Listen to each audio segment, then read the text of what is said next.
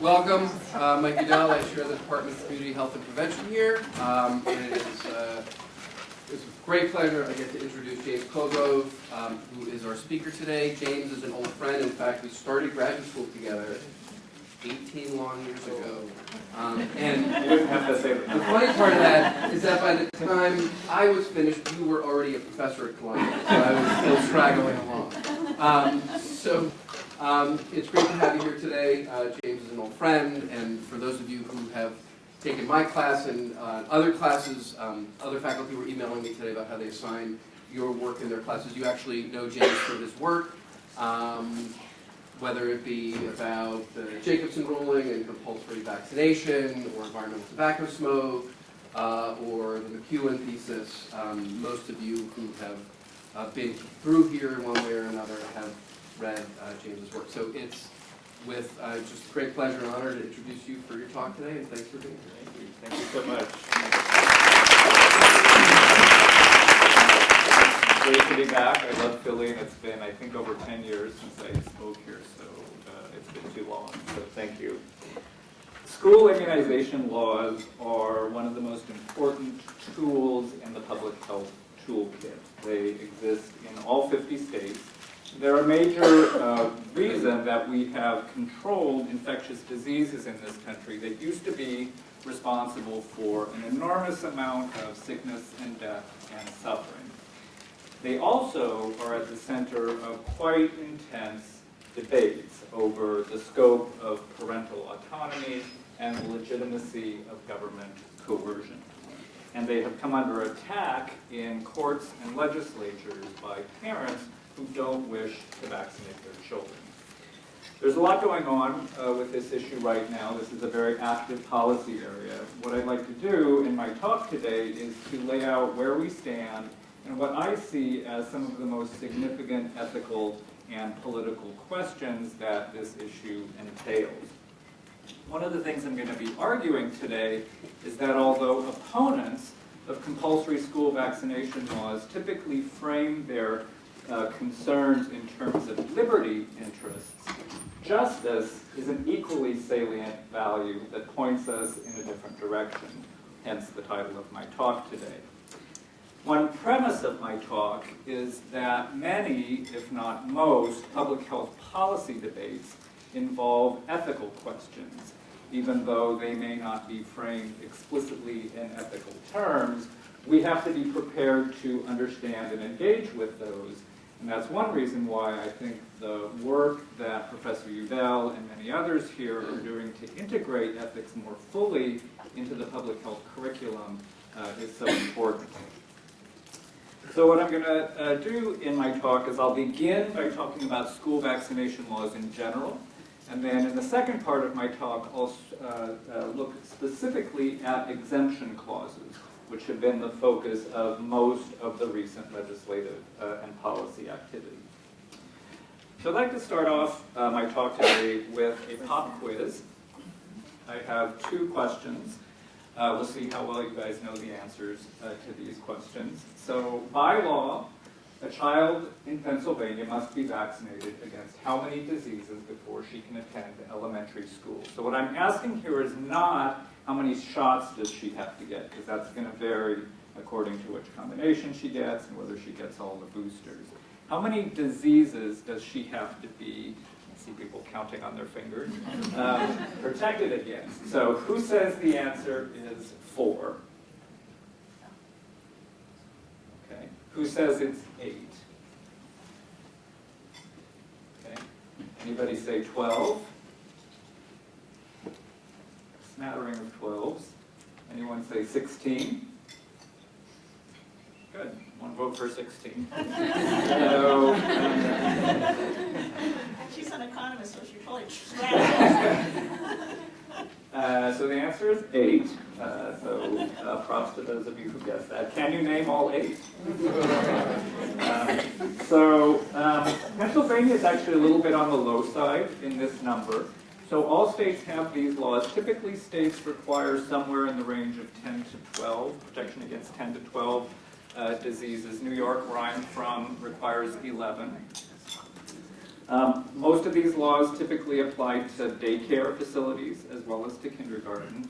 There are also laws in almost all states for middle school vaccines, requiring that kids entering 6th grade get a variety of adolescent vaccines. All right, second question, and this is a true-false question. Pennsylvania law allows an exemption if the parent or guardian objects to immunization on the grounds of a strong ethical belief. So, is this true? Or is this false? Okay, keep out evenly split on this one. So this is actually true. And pull out the relevant language from the State Health Code.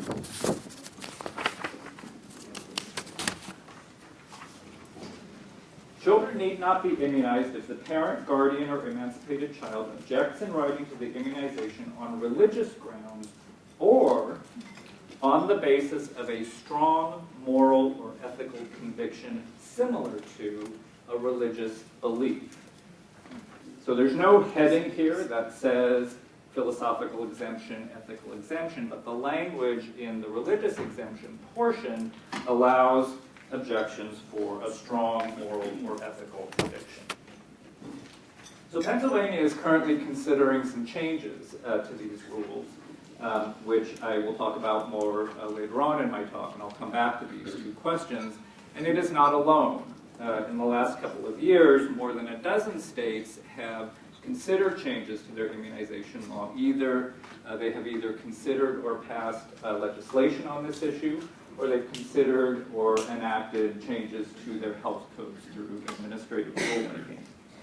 Much of this activity has been triggered by a very large measles outbreak, the largest measles outbreak in many years, that began in late 2014 and continued into the spring of 2015.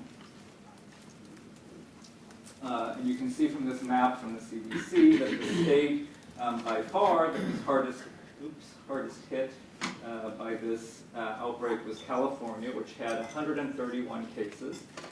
Cases were diagnosed in 7 other states west of the Mississippi, and then there was actually some ongoing transmission into the summer and some additional cases farther east that were also thought to be linked to that initial outbreak. And so you can see from the report that they are considered to be part of a large outbreak linked to an amusement park in California. So that amusement park, as many of you are, I'm sure, are aware, was Disneyland. This outbreak got a lot of press, partly because of the severity of the outbreak, but also because it was Disneyland, and that's a very sort of high-profile point of spread for disease. Editorial cartoonists had a lot of fun with this sort of riffing on the idea of it's a world of laughter, lives devoted to childhood diseases instead of children of the world. So what happened, apparently, was that they never actually did locate the index case. What had happened was some traveler some guest at the park had recently traveled to the Philippines, had become infected there, was incubating measles while at the park, and the park is, of course, a very popular and very densely populated environment. The outbreak and the fact that there were so many people at Disneyland who were susceptible to measles was blamed in part on compromised herd immunity from so many parents opting out of the state's compulsory vaccination law. So the outbreak really drew attention to the value of school vaccination laws and also the ways that these laws might need to be strengthened. What makes debates over these laws complex is the nature of vaccines themselves, which are unique among medical interventions because they convey a dual benefit to the person who receives the vaccine and also to the surrounding community through the creation of herd immunity. In addition to their benefits, vaccines also carry risks. Now, to be very clear here, the risks of vaccines, almost all risks of vaccines are transient and superficial. The risks of vaccine-preventable diseases vastly outweigh the risks of vaccines themselves, but no medical intervention is completely completely risk-free. Vaccine adverse events do occur, and rarely these may be severe. So compulsory vaccination requires people to take a risk, or more controversially, to subject their children to a risk that is, at least in part, for the benefit of others. So one question is, are we ethically justified in requiring people to undergo this requirement? The argument against school vaccination laws typically foreground claims of liberty and freedom. And of course, this discourse is very powerful. It's probably the most powerful that we have in our civic culture. To give you just one example of this, Rand Paul, who is probably the country's most famous libertarian, a senator from Kentucky, has explicitly framed the issue of compulsory school vaccination as an issue of freedom. I actually want to show you a short excerpt from this interview that he gave about 2 years ago on CNBC. This was an interview done at the height of the Disneyland measles outbreak, and he was asked his opinion about school vaccination laws. So I'm told that this will play if I click play.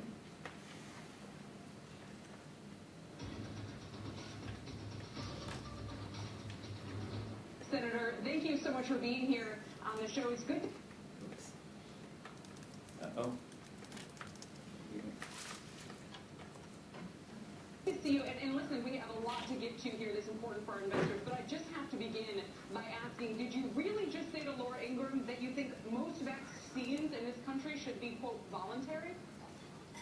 Well, I guess being for freedom would be really unusual. I guess I don't understand the point, why that would be controversial. There's a huge problem right now with the Disney theme parks having to close down because of mumps. Not enough children being vaccinated against measles, mumps, and rubella because their parents, for whatever reason, have decided that it is voluntary. And I can tell you plenty of the people who I work with are really concerned about their kids getting sick at school. Here's the thing is that I think vaccines are one of the greatest medical breakthroughs that we had. I'm a big fan and a great fan of the history of the development of the smallpox vaccine, for example. But, for most of our history, they have been voluntary. So I don't think I'm arguing for anything out of the ordinary. We're arguing for what most of our history has had.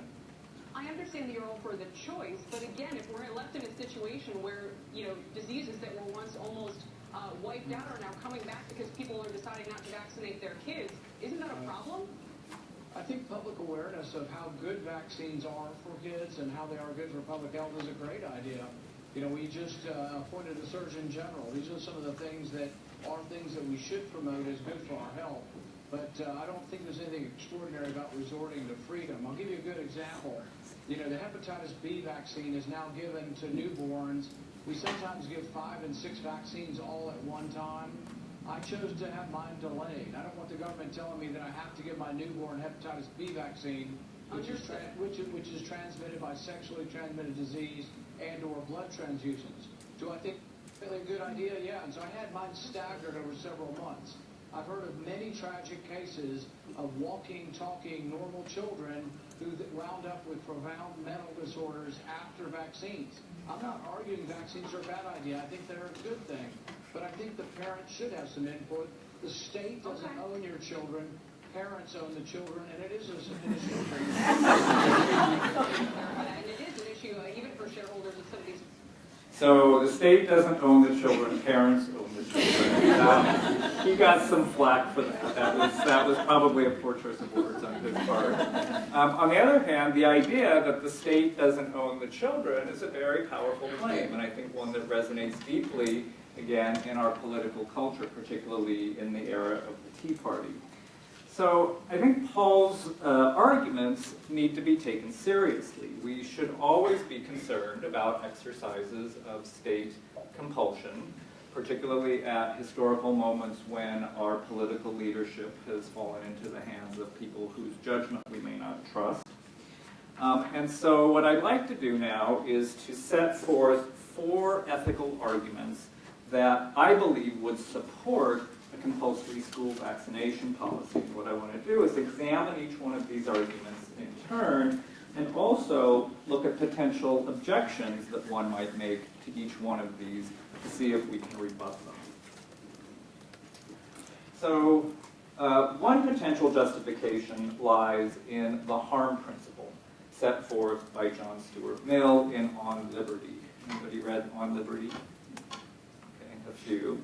So the harm principle holds that the state may enact coercive measures to limit individual liberty in order to prevent someone from harming another. So a harm principle-based argument simply says that unvaccinated children harm others. So in this schematic, if you imagine in the top line, these are kids, let's say these are kids in school, and this is sustained disease transmission. Cases go from transmitting cases to susceptibles to transmitting to susceptibles, etc. Whereas in the bottom line, when you introduce an immune person, that interrupts transmission, and C over here is indirectly protected. C doesn't come in contact with the disease because she is indirectly protected by the immunity of person B over here. Right? So the harm principle argument would say that if B were not vaccinated, B would risk harming C by passing on the disease. So a potential objection to a harm principle-based argument is, well, look, if C wants to be protected, or if C's parent, if this is a child, if C's parent wants to protect C, C can just get the vaccine herself, right? C or C's parent has no moral claim for demanding that the state force B to get vaccinated, right, in order to protect C, because C has the means to protect herself. So that's one potential objection. That objection, I think we can rebut fairly easily. So first of all, no vaccine is 100% effective, right? There are, any vaccine, and a small number of people that you give it to will not develop the intended immunity. It's not practically possible to identify those people. They are among us, but we can't know who they are. So C may be going on her way thinking that she's protected, but she's actually not protected. And that's why B's protection matters.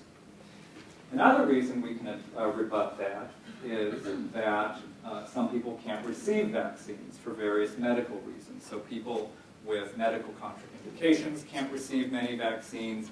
Most infants under age 2 are too young to receive vaccines.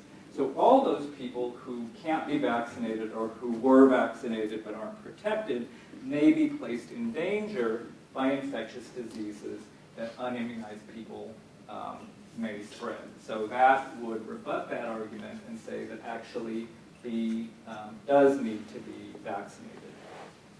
Another potential objection to a harm principle-based argument is, well, does the failure to be vaccinated really harm others? So clearly, B's being vaccinated has benefited C, but is the converse true? Would we really say that if B were unimmunized, that B has harmed C? Well, maybe, maybe not. B might pass on a disease to C, but B might not. Clearly, it would depend, at least in part, on the epidemiological context.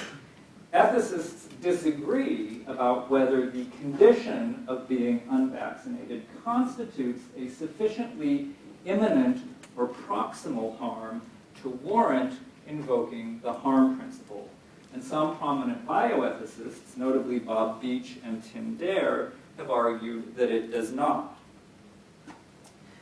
Nevertheless, declining to be vaccinated or declining to have one's child vaccinated does represent, I think we could say, at least the potential for a harm to others. And in fact, the most famous Supreme Court case on vaccination, a case I'm sure many of you know, Jacobson v. Massachusetts, was implicitly premised on a harm principle-based argument. So what the court said in that case, upholding compulsory vaccination, was real liberty for all could not exist under the operation of a principle which recognizes the right of each individual person to use his own, whether in respect of his person or his property, regardless of the injury that may be done to others. So the Jacobson court was very concerned about limiting the injury that citizens may do to others. So there were constitutional questions here that the court was considering, related to the Fifth and the 14th Amendment, that underpinning all that was essentially an ethical question about the nature of liberty in a closely interconnected society where citizens may injure each other in a variety of ways through their conduct, like declining to be vaccinated. So that's one potential objection to, one potential justification for a compulsory school vaccination policy, to prevent harm to others. And in my view, that's the strongest of the four arguments I'm going to present, although we can discuss this in the Q&A. The second justification for compulsory school vaccination is the principle of parens patriae. So does anybody here study Latin? Yay, can you translate this for us? Anyone? Father of the parents? No? No. Parent of the rusty. Parent of the nation. Yes. So I was an undergraduate Latin major. I'm always looking for ways to incorporate Latin phrases into my talks. And happily, I have the opportunity to do so today. So this translates literally as parent of the nation. So this is the legal doctrine that the state has not just a right, but actually a duty to protect those who are not able to act to protect themselves. So, and this role is typically applied in the context of protecting children and incompetent people. So the doctrine of parens patriae is the doctrine, for example, that supports removing a child from an abusive home. It's the doctrine that supports when a court awards custody in a custody battle to one parent over the other parent, even if this isn't what the parents themselves would actually have wanted. So this argument in favor of compulsory vaccination is a little different from the harm principle-based one that I just presented. So this isn't the state saying, we require you to vaccinate your child so that she doesn't harm other people. This is saying, we require you to vaccinate your child for the good of that child herself. The idea that it is appropriate for the state to intervene to protect minor children from the harmful acts of their parents is generally well accepted in both law and ethics, at least in principle. In practice, this is often a very murky area. We give parents pretty broad latitude in this country to do all sorts of childbearing practices that some people might consider to be maybe questionable. This issue has sparked controversy in many contexts on things like compliance with mandatory education laws, consent for life-saving blood transfusions, and child labor, and many other issues. Some people have argued that not vaccinating children against life-threatening diseases constitutes a kind of child neglect. But as with a harm principle-based argument, not all scholars agree with this. A small number of court cases have considered this issue, and there was actually a very interesting analysis published just this month, in this month's issue of HAPH, that looked at a bunch of these cases, and apparently most courts that have considered this issue have considered that withholding vaccination constitutes a form of child neglect. So a third potential argument is for a compulsory school vaccination policy is to prevent the problem of free riders. So the free rider problem is a kind of collective action problem. Free riders are people who use a public good without shouldering their fair share of the cost. Now, to be clear, when I'm referring to cost here, I'm not talking about economic costs. So we'll leave aside for now the issue of whether or not people can actually afford vaccines, and we'll assume for the sake of argument that they can, which is mostly true in this country. When I say cost, I'm talking about undergoing the small risk of vaccination as a kind of cost that we all pay in order to create the public good of herd immunity. So just a quick reminder of how herd immunity works. This comes from the HHS website. So in the top diagram, we have a population full of blue, healthy, but not immunized people. A couple of red, sick people get introduced into that population, And very quickly, the whole population turns red. The whole population gets sick because the disease is spreading.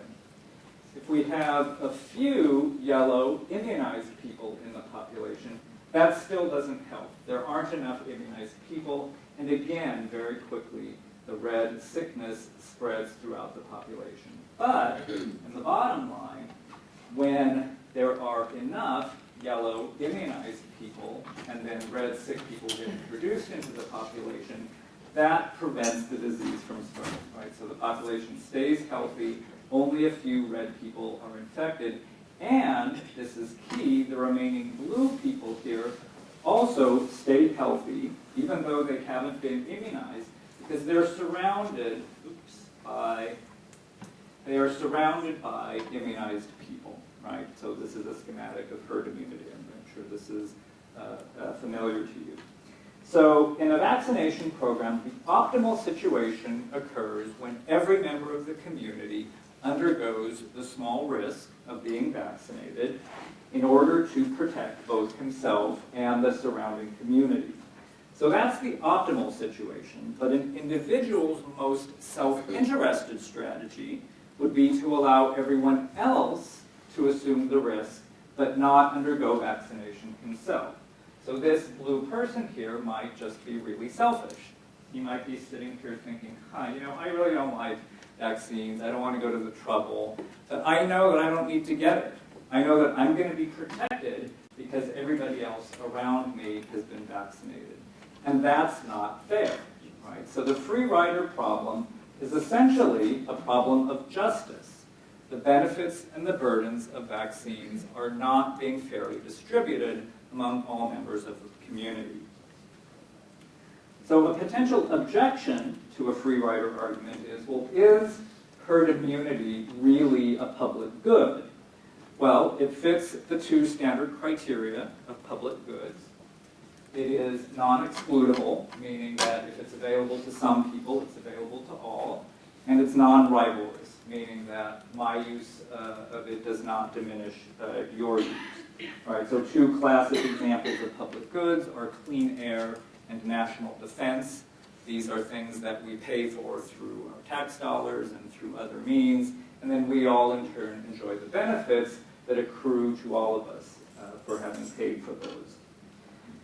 On the other hand, herd immunity is a complex phenomenon. Its existence varies depending on the disease and the context.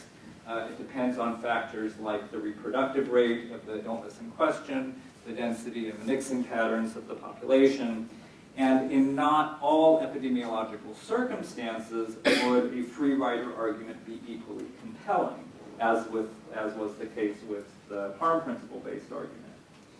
Nevertheless, I think we can say that at least a potential ethical justification for school vaccination laws is to prevent free riders. So fourth and final potential argument to present for school vaccination is grounded in the promotion of health equity. So for many years, there were very large disparities in vaccine uptake along the lines of race and socioeconomic status. In the last couple of decades, many of those disparities have been reduced or eliminated, thanks largely to some federal legislation that was passed in the 1990s addressing economic barriers, but they do persist for some vaccines, most notably the Hpv vaccine. So rates of uptake of the Hpv vaccine have been higher among white teens than Black or Latino teens. And this is of particular concern because cervical cancer disproportionately burdens poor women of color. So how does a compulsory school vaccination law address this? Well, most kids enroll in school, rich and poor kids alike, and so when you require a vaccine for school, you're almost always going to achieve more equitable uptake. And this has been demonstrated empirically. There were some data from studies around middle school hepatitis B vaccine mandates that showed that when the school enacted a mandate for hepatitis B, that eliminated racial disparities in uptake of the vaccine. And in fact, historically, the promotion of health equity has been one of the major reasons for enacting school vaccination laws. So this is a publication from 1970 put out by the CDC in the midst of a measles eradication campaign that they launched shortly after the measles vaccine was licensed in the early 1960s. And they were concerned, as you see in this campaign, about the hard to reach. So the hard to reach, this was essentially a euphemism for the poor, right? And so you can see all of the ways that these kids would be easy to reach. If my parents could afford to take me to a private physician, so they're very worried about financial barriers. If I didn't live in the inner city, if I didn't live so far away from the only immunization center. So they were very concerned about poor kids living in inner city neighborhoods and medically underserved rural areas. And note this, if I lived in a state that has a school entrance immunization law. So a major focus of that campaign was narrowing the disparities in vaccine uptake. And the proponents of school vaccination laws explicitly argued that the reason we should enact these laws because they would be because they would ensure that all kids, rich and poor alike, would get vaccinated. Now, a potential objection to a school law would be that in the absence of a policy to provide the vaccine, such a law would be unethical, right? You can't require people to do something unless you provide them with the means to actually do it. So as I alluded to earlier, there actually are some pretty good mechanisms in place to address cost barriers to vaccines. So to the extent that school vaccination laws used in conjunction with policies to reduce barriers of cost and access, they conserve the cause of justice by narrowing systematic disparities in uptake. So those are four, I think, at least plausible theoretical arguments in favor of compulsory vaccination laws and potentially for other coercive measures to increase vaccine uptake. None of them, I would say, is completely ironclad. They all are subject to various kinds of weaknesses. So perhaps the question is, do four less than perfect arguments put together add up to one strong argument? Or one, I should say, an argument that is strong enough to counter an argument based on liberty and respect for parental autonomy. I would contend that they do, but we can certainly argue that point during the Q&A. So I'd like now to turn to exemption clauses. So all states have exemption clauses. These are provisions that allow some parents to enroll their children in school unimmunized. All states have the first kind, medical. So these are exemptions for children who have some kind of valid medical contraindication that would make vaccination a danger to them. And no one has seriously argued that we should not have this kind of exemption.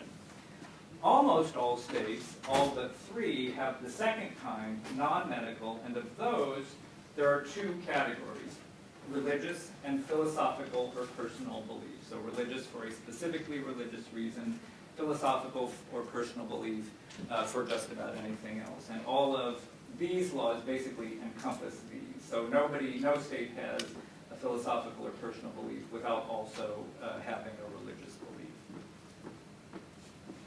So the state that was most strongly affected by the Disneyland measles outbreak, California, did something in the aftermath of that outbreak, which was quite extraordinary, which I would not have predicted that they would do. California previously had all these kinds of exemptions. It was sort of noted as a place that was very easy to get an exemption. And in the aftermath of the measles outbreak, they eliminated, through legislation, all non-medical exemptions. So now the only kind of exemption that you can get in California is for a valid medical reason. So this is what the map looks like now. So you can see California is one of only 3 states, along with West Virginia and Mississippi, where you can only get medical exemptions. The purple states have medical plus religious exemptions only, and then the lime green states have the most liberal opt-out policies. So in these states, you can get medical, religious, and philosophical or personal beliefs. States are under no constitutional obligation to offer any kind of non-medical exemption. This question has never come before the Supreme Court directly, but many lower courts have referred to relevant language in a 1944 Supreme Court case, Prince v. Massachusetts. So that case involved Jehovah's Witnesses and the question of whether a parent taking a child out to sell copies of the Watchtower constituted child labor. So what the court said in that case was that it was, and that the state could prevent the parent from taking the child out to proselytize. And among the other things that the court said in that case was that parents did not have the constitutional right to withhold vaccines from their children. So this was a classic parents patriae case. This is a classic example of the state stepping in and telling a parent how you can raise your child. And what the court said was, quote, acting to guard the general interests in the youth's well-being, the state, as parents patriae, may restrict the parent's control by requiring school attendance, regulating or prohibiting child labor, and in many other ways. Its authority is not nullified merely because the parent grounds his claim on religion or conscience. Thus, he cannot claim freedom from compulsory vaccination on religious grounds. And then the court went on to say, in a kind of a famous passage, the right to practice religion freely does not include liberty to expose the community or the child to communicable disease, or the latter to ill health or death. Parents may be free to become martyrs themselves, but it does not follow they are free in identical circumstances to make martyrs of their children. So this is not saying that states can't offer religious exemptions. It's saying that they don't have to, and that if they choose not to, no constitutional right is violated. In fact, as you see from the map, most states do offer religious exemptions. So why is that? Well, historically, the reason that most states offer religious exemptions is because of the lobbying of Christian Scientists, which is the only major religious group that has specific doctrinal objections to vaccination. Truly religious exemptions account actually for only a tiny fraction of the total number of vaccine refusal. It's really much more of a concern for personal belief exemptions, which are elastic enough to cover just about anything, including unfounded or incorrect beliefs about vaccine safety. Many public health professionals support non-medical exemptions in spite of concerns that they may have about the effects these provisions have on herd immunity, and they do so for basically pragmatic reasons. They want to forestall grassroots resistance from vaccine opponents. So there are people out there who, for a wide variety of reasons, don't want to vaccinate their children. And that may not be too much of a problem as long as their numbers remain fairly small. But when their numbers start to get large, that can become a problem. And the concern among health officials is that if you don't allow strongly opposed people to opt out, that will inflame grassroots resistance, that will galvanize activism on the part of vaccine opponents, and they will go after the law entirely. So for example, if I'm an opponent, I am now denied my ability to opt out, I'm going to go lobby my legislator and say, you should get rid of this law entirely, right? You should repeal the entire compulsory vaccination law. That was one of the concerns in California, where the hearings in 2015 on SB 277 to eliminate non-medical exemptions drew hundreds of protesters to the state capitol.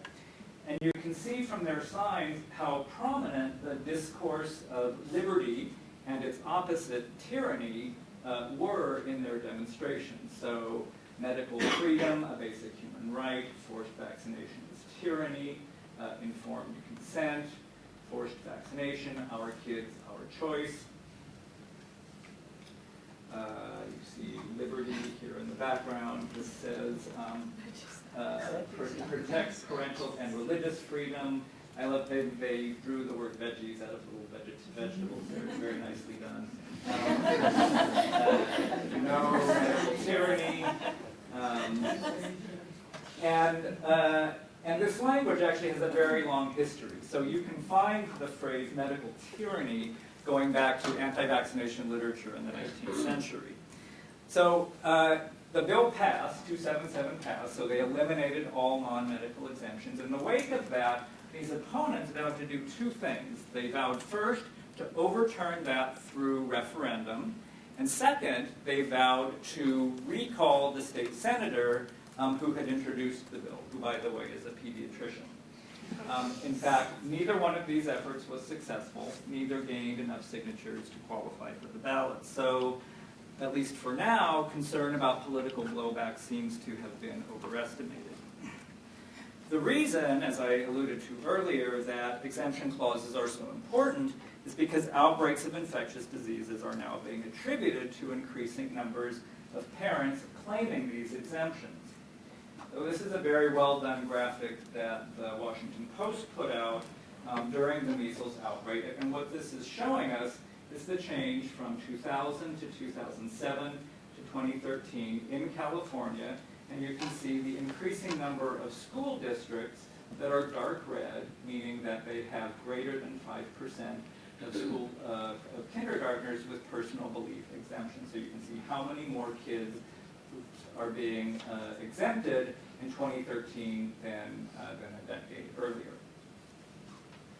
This map from Mother Jones shows, also based on CDC data, shows the statewide percentages. This is a couple of years old. I believe, actually, that Idaho has since overtaken Oregon as the state that has the highest percentage of non-medical exemptions. So this map might not look too alarming. After all, most of the states are fairly light-colored. Most of the states have rates below sort of 2 to 3%. The problem is that these statewide rates map considerable within-state variation, and exemptions tend not to be randomly distributed throughout the population. They tend to cluster in communities, which the California map shows very well. So there have been several studies demonstrating the connection between the ease of obtaining a vaccine exemption under a state's law and the number of exemptions in that state, and in turn, the number of exemptions in the state and the risk of outbreaks of vaccine-preventable diseases. So this is basically what you would expect intuitively, but in fact it has been demonstrated empirically. There have been a number of quite well-designed studies, particularly by Dan Salmon at Hopkins, Saad Omer at Emory, and their colleagues, that very well-designed studies that have demonstrated these connections.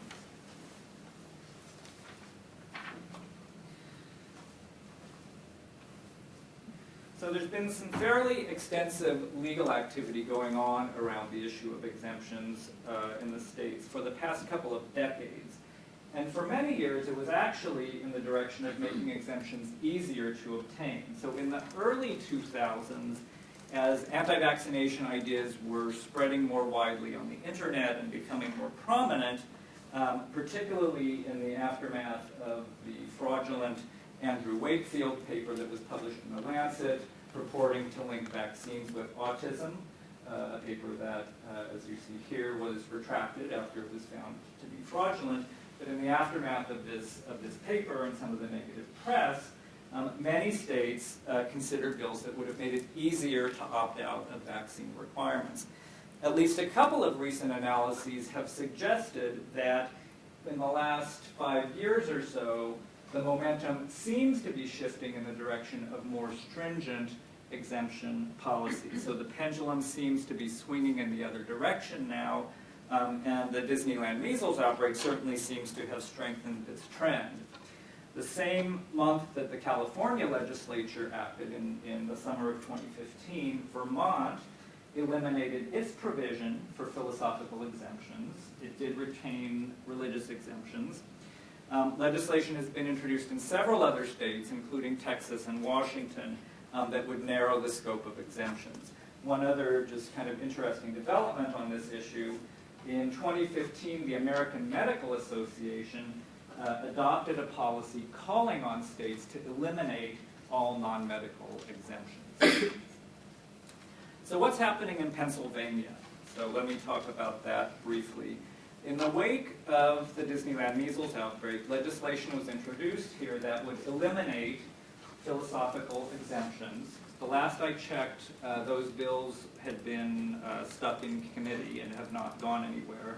If anybody knows more recent information, please let us know. They're still stuck? Okay. Meanwhile, the state health department has put forth some changes to the health code that will probably be more effective. So according to the notice of proposed rulemaking that was published last April, most of the unvaccinated children in Pennsylvania schools aren't unvaccinated because their parents have claimed exemptions. They're unvaccinated because they've been admitted under what's known as provisional status. So that is, if they've received the first dose of a multi-dose vaccine, they're allowed to stay in school for up to 8 months, provisionally on the assumption that the series will be completed, when in fact they may be vulnerable to disease for much of that time. So I'll read to you just a brief passage from the notice of proposed rulemaking. The relatively low number of medical, philosophical, and religious exemptions led the department to conclude that it was not a refusal to be vaccinated that was causing low vaccination rates among school children, rather the lack of urgency felt by families to have vaccination requirements completed by school entrance or the start of school. So the policy change that they're proposing is to basically almost eliminate this provisional status and let the kids stay in school for only a few days instead of up to 8 months. The other proposed change that they have put forth is to add a requirement for pertussis vaccine. So when you were counting up the diseases that you thought the kids were protected against, you might have counted pertussis, but that is not in fact required. Now, most kids entering school probably get it because it's usually given as part of a triple dose DPT shot. But interestingly, in fact, it is not explicitly listed as among the required vaccines. And so that's something that the state is proposing to change. What's interesting and useful, I think, about what Pennsylvania is doing, a couple of things. One is that it shows the importance of paying attention to local context. So the situation in Pennsylvania does not appear to be like the situation in California. There are different reasons for unvaccinated children, so you don't approach it in the same way. It also shows that there are a variety of other potentially effective policy solutions short of eliminating non-medical exemptions, which, as we've seen, can be a very politically controversial step to take. Many public health professionals have recommended retaining non-medical exemptions, but making them more difficult to obtain. So you put up a variety of kind of administrative hurdles to make it harder for parents to get them. So for example, the parent has to undergo a counseling session with a healthcare provider before getting the exemption. They might be required to renew the exemption annually, so it's not just an open-ended warrant. These may be more politically palatable solutions that also strengthen public health protection. Ultimately, these debates highlight the challenging issues that arise from compulsory strategies to safeguard health. Legal compulsion is a critical tool in the public health toolkit, but it raises ethical concerns about intrusions on individual autonomy and decision-making, and it can also trigger political resistance that health officials and policymakers have to devote time and resources to dealing with, as we saw in the protests over the California legislation. So this cartoon, I think, captures a certain mindset very nicely. So the parents are very proud of the stand they are taking on liberty, but from the child's perspective, the child just feels sick. So the two questions here, it seems to me, the sort of two relevant questions that all of this raises are, what rights and obligations do governments have to minimize the risk of vaccine-preventable diseases and health risks more generally among their population, and what rights and obligations do individuals have with respect to the immunization of children? Respecting the autonomous choices of individuals and parents is, of course, a critically important value in public health, but there are other relevant considerations that should guide our policymaking. So thank you, and I'm happy to take any questions.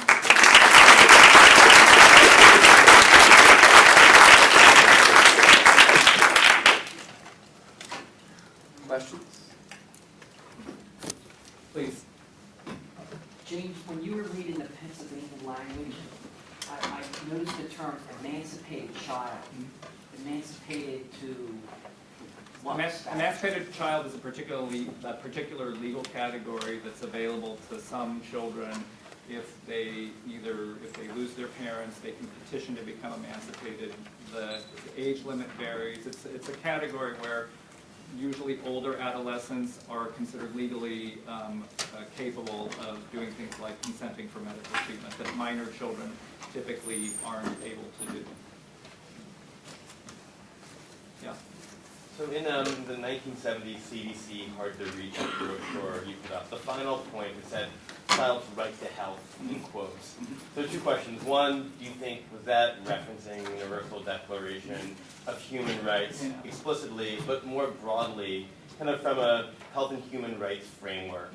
Do these things look differently, or do they pretty much look the same arguments apply when thinking about it from a human rights? Yeah, I mean, so again, the proponents were really kind of, it was that moment, it was the 60s, it was a moment of social justice protest, and those folks, if you read their correspondence, were very motivated, they were very inspired by human rights ideas. I don't know if that use on that particular publication was directly quoting that, but the idea of human rights and health as a human right was very much in the air and very much informed those efforts. I just had a comment and a question. When you were talking about the blowback from California and the law that they had there to revoke non-medical exemptions, you mentioned that they were trying to recall, I guess, the representative or referendum to remove the law, but you could also have a rise to just people homeschooling to get outside of the vaccination law, or give rise to fringe practitioners who would grant a medical exemption for some other, dubious reason. And I don't know if that's been studied yet. I'd be curious to know. Yeah, it's an excellent question. So two questions in there. So one is this issue of what happens to kids who are homeschooled.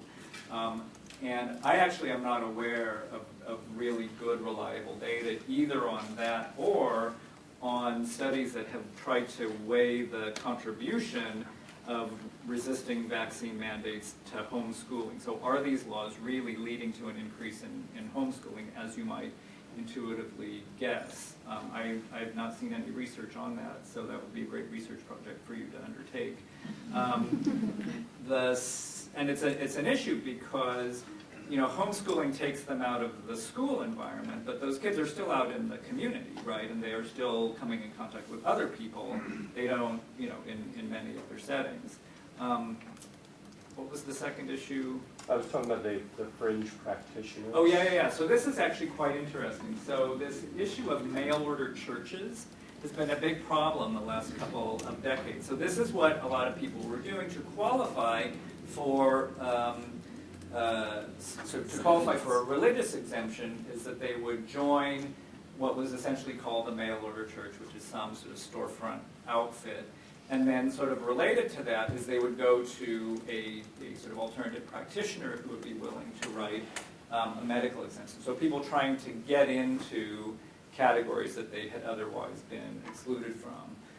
That, I've seen a fair amount of sort of anecdotal evidence of that, and from talking to health officials. I'm not aware it's been documented systematically. That would be another good study to do. Yes, in the back. We have a question from our online viewer, Juliana Rava, who is an alum who works at the NIH in the Office of Autism Research Coordination.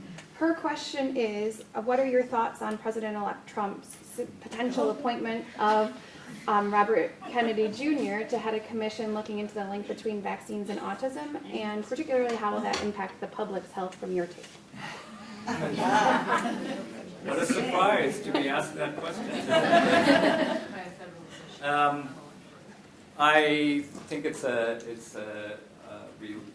doesn't surprise me. I think it's It is a predictably terrible idea. There is no need. There is no need for such a commission. This issue, there is a mountain of evidence. This issue has been studied incredibly extensively. We don't need any more research on this. We simply don't. And in particular, we don't need any more research from someone who has very clearly made his incorrect views known a priori to this. And I better not say anything. Yes. I was struck by the distinction you made between liberty and justice. Rand Paul's argument was framed in terms of liberty, and much of the effort to counter anti-vaccine sentiment has been based on debunking the mythology about the risks of vaccine. But has there been an effort to counter the liberty argument with a colloquial or popularly accessible argument framed in terms of justice? Because that could be very powerful. You're talking about an argument that you would make towards vaccine hesitant. To counter Rand Paul's argument, using the argument of liberty, the interviewer made no counter argument in terms of justice. Yeah, so this is actually a really interesting question. So the question, or a question that I hear in that is, what kind of arguments do we make directly to the people who are making these arguments? And there's been a fair amount of research on this over the last couple of decades. Some really interesting research coming out of psychology and anthropology, and it's pretty discouraging. And the way that I would basically summarize this body of literature is that nothing works to change people's minds. And in particular, what is very clear from the literature is that arguments based in communal obligations, in justice, in sort of civic duty, are completely ineffective at changing the minds of people who don't want to vaccinate their children. But maybe the goal isn't to change the minds, but to have a potent counter. Right, well, so this is exactly the point that I was trying to make. So I would draw a distinction between the arguments that we all need to be prepared to make in policy arenas so that we can convince people who don't have strong a priori beliefs against vaccinations. And that's a very different set of arguments from the arguments that we would make to convince the actual vaccine hesitant people themselves. For that latter group, we know that they are completely unmoved by appeals to the common welfare. There's a fascinating documentary, a NOVA documentary that came out a few years ago that you can get on Netflix that has this scene that I show in all of my public health classes. It's an interview between a health officer in Ashland, Oregon, and he's sitting in a room with 3 mothers who don't want to vaccinate their children. You know this clip I'm talking about? I show this in all my classes because it's so fascinating. The people in that room are completely talking past each other. This health officer is talking about communal obligations and harm to others. And the mothers are basically saying, we don't care. I mean, I'm making them sound a little more selfish than they are, but they're basically saying over and over again, I care about my child, I care about my child. Whereas the health officer is constantly saying, you need to care about other children, you need to care about the community. And it's a perfect example of a kind of communication breakdown. So we need to come up with better messaging to persuade vaccine hesitant parents. Sort of related to that, I wonder if we couldn't get a happy medium by thinking about this in terms of preserving the liberty, but the cost that they're imposing on other people, they're not internalizing. Okay. So sure, you can make whatever decision, but we're going to kill you with whatever penalty. Yes, so bring in the economists. And this is in fact a policy solution that has been suggested, that you do it through taxes and incentives. So for example, you charge higher premiums for people who don't vaccinate their children. If there is an outbreak, you bill the parents whose children are thought to be sources of disease, that spread the disease. Yeah, so there's all kinds of other ways that we can manipulate it.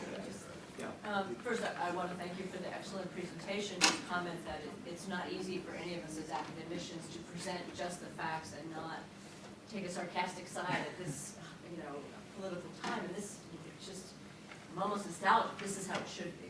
someone of your stature giving us information and without us laughing at opposition one way or the other, so thank you. I had an earlier, much sarcastic. Yeah, I know. But we're not, I mean, I'm sure that federal employee was on your lunch break when he asked that She was.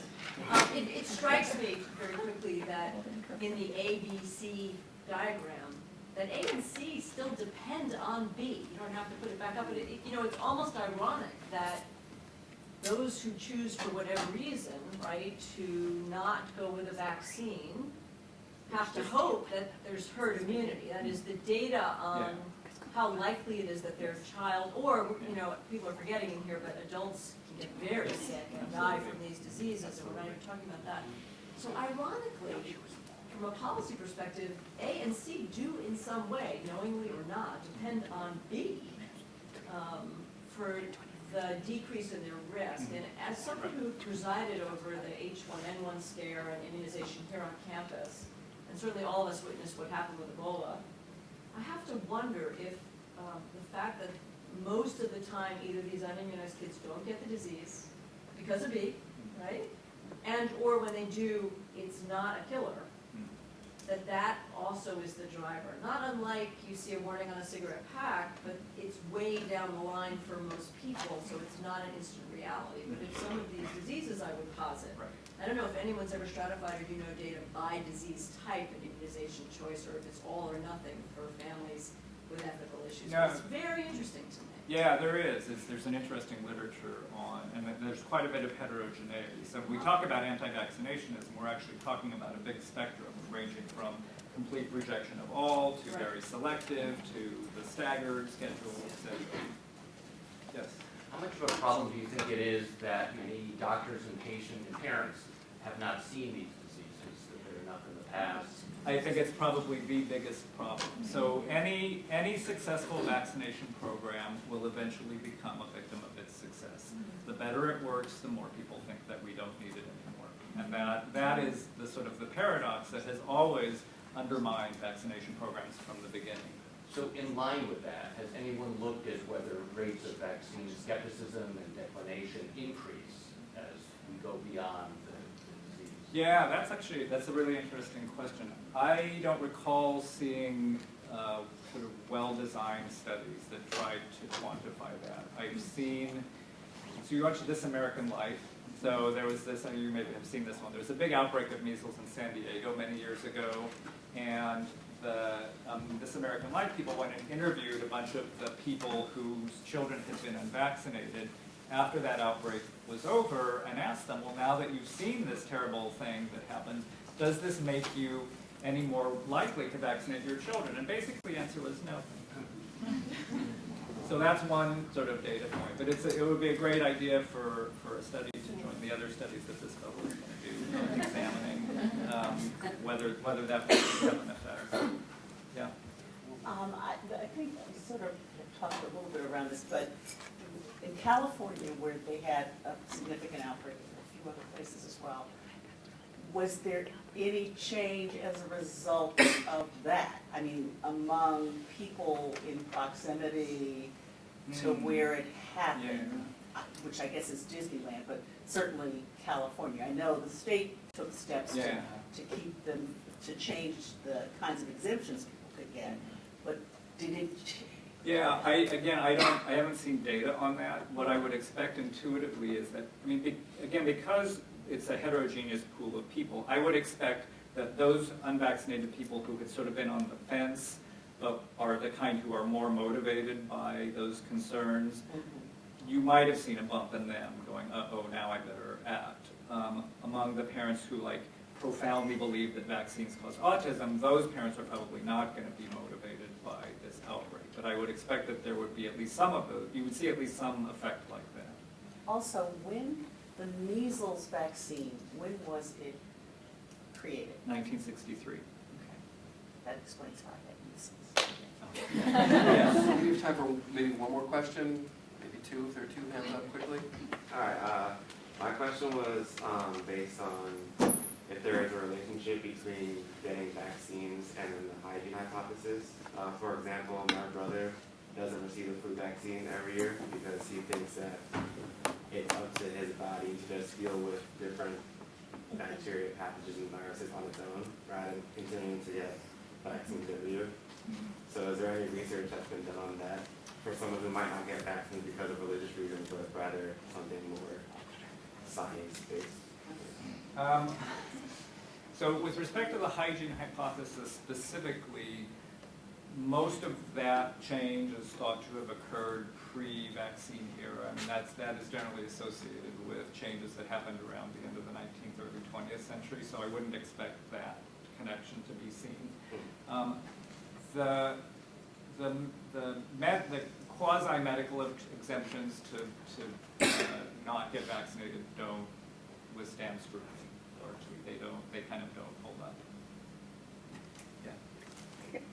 I think that touches upon what I was going to ask, which is that there's a whole group of people that just seem to deny science and fact. And I guess my question to you is, for this particular topic, it seems like people are just resisting entirely.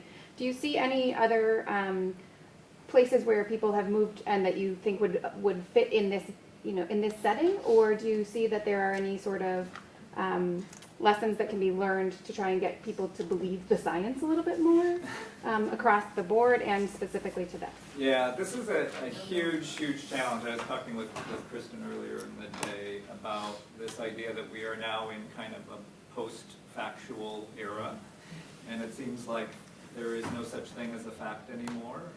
And I feel like we are in really kind of uncharted territory on this. It's very unclear to me how we kind of function in a civic democracy when we don't have reference to a common set of facts. If we can't believe on kind of a set of empirical premises that are verifiably true. And I think this is not a challenge simply for vaccines, but for climate change and for virtually any other issue that depends in some way on science. So I don't know what to do about that. Generally, the research suggests that appeals to facts are not effective at changing the actions of vaccine-hesitant parents.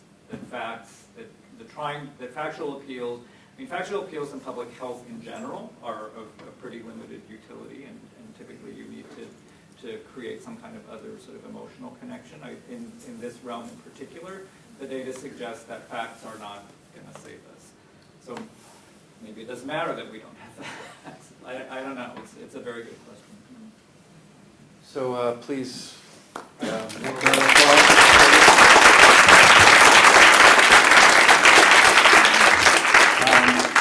can read some of his great books. You can order them on Amazon. Yes, please do that. A book called Hidden Cities about New York, which is terrific for those of us interested in urban health. This series will continue next month. Maria Gleimore from UCSF will be joining us to talk about her work on aging. And we'll see you soon. If you're a student, there's some coffee upstairs with James at room 719, starting in about 10 minutes. So we'll see you soon. Thanks again. That's great.